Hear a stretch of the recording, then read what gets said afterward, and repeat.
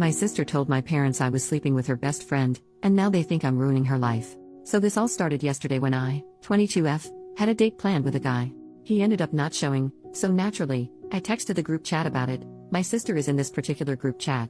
I'm guessing my sister Sarah, 26F, told her best friend, Jay, 27M, about it because a few minutes later Jay texted me to ask if I was okay.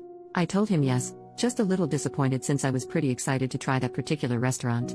He said that he would pick me up at noon the next day so we could go eat there. I told him it wasn't necessary, but he insisted, so I agreed, not really thinking anything of it. Well, today he took me out as promised, and while we were eating, Sarah FaceTimed Jay. When he didn't answer, she called again. And again. He answered the fourth call and asked her what was going on. She said that she was just checking up on us and told me to call her later. Later ended up being almost 8 o'clock. Jay and I spent the rest of the day together, hunting down some collectible dolls we both like and trying different dessert spots along the way. On the way back to my apartment, Jay asked me to change the music on his phone. When I opened it, I saw that my sister had called him about 30 times throughout the day and texted him across multiple different apps. Jay put his phone on Do Not Disturb after lunch, so it made sense why he didn't see those notifications. Once he dropped me off, I called my sister and asked her if everything was alright. She said yes and asked if I had forgotten to call her back sooner. I told her that I was out with Jay, so I didn't get the chance and figured it could wait since she didn't call me. She hung up, and a few minutes later, I got a call from my mom. She sounded angry and told me that I should be ashamed of myself. I said sure, but why today? According to my mom, Sarah called her in tears, saying that she had caught Jay and me making love in their apartment. I was so confused. I told my mom that I did not, in fact, make love with Jay and that I didn't even know they lived together. I asked her to give me a minute, and I called Jay, but he didn't answer. So now I am here, lying on my floor wondering what the hell is going on and putting off another conversation with my mom. First update, 5 days later, so I'm not religious or anything like that, but Jesus Christ. Thank you, everyone, for your kind words and support. I don't know what to do with myself. Also, I meant to post an update yesterday, but my friend asked me to go watch the Miguel O'Hara movie with her, and then I just forgot. Sorry about that. I wanted to clear up some confusion before the update. On my original post, when my mom told me that Sarah and Jay shared an apartment, I said, I didn't even know they lived together. Those were my verbatim words to her because, last I knew, Sarah had a roommate and Jay lived alone. I was right, that's still the case. Sorry I wasn't clear about that. I'm bad at expressing myself sometimes. Another thing was people wondering how Jay found out about my date, or lack thereof. According to him, he was hanging out with a few of his friends, including my sister, and she told him about it in a joking way. Some people also asked why I went out with Jay if I knew my sister liked him. I didn't know. Just because I talk to my sister doesn't mean she talks to me the same way. If I had known, I would have talked to her about it first because I know from past experience that my sister is a jealous person. Anyway, last night was a doozy. Jay called me back and said he was going to stay at a friend's because he would feel safer with company. I asked him if there had ever been anything romantic between him and my sister. He said the only thing was that he kissed her at a New Year's party at midnight because she was feeling left out. Obviously, I can't confirm if that really is the only thing. He also said that he had never even talked about moving in with Sarah, so he doesn't know why she would say they were living together. After I spoke with Jay, I called my mom again. She still sounded pissed, but this time I could hear my sister crying in the background and my dad yelling to get our butts over there, our being Jay and me, presumably.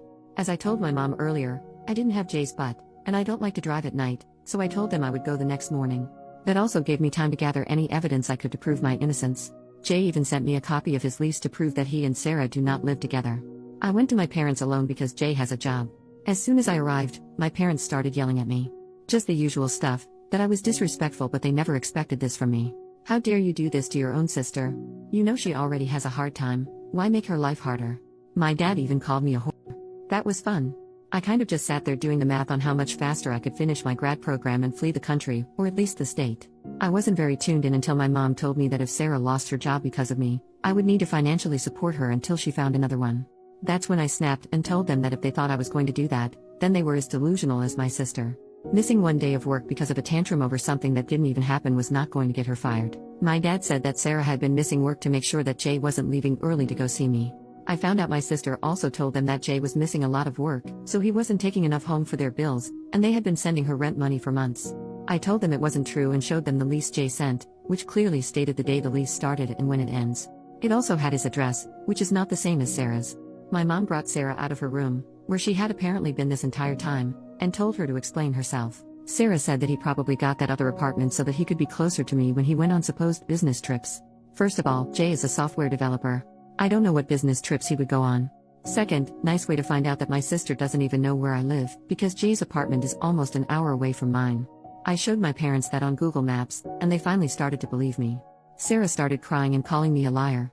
My dad told me that even if what I said was true, I shouldn't have been so hard on Sarah, and that as her sister, I should be helping her when she's having a rough time like this. I told him I wasn't a therapist, but if she ever decided to get help, I would pitch in. I left after that. There was nothing else I needed to say, and there was no point in waiting on an apology. My dad looked uncomfortable, and my mom was too busy consoling my sister to notice me leaving. I haven't talked to them since. Sorry if you were expecting a fun update where I somehow got revenge on my sister or something crazy and petty. If you have questions, I'll probably answer. Thanks for caring, though. And to those of you that shared your own stories under my original post, damn, sorry you went through that.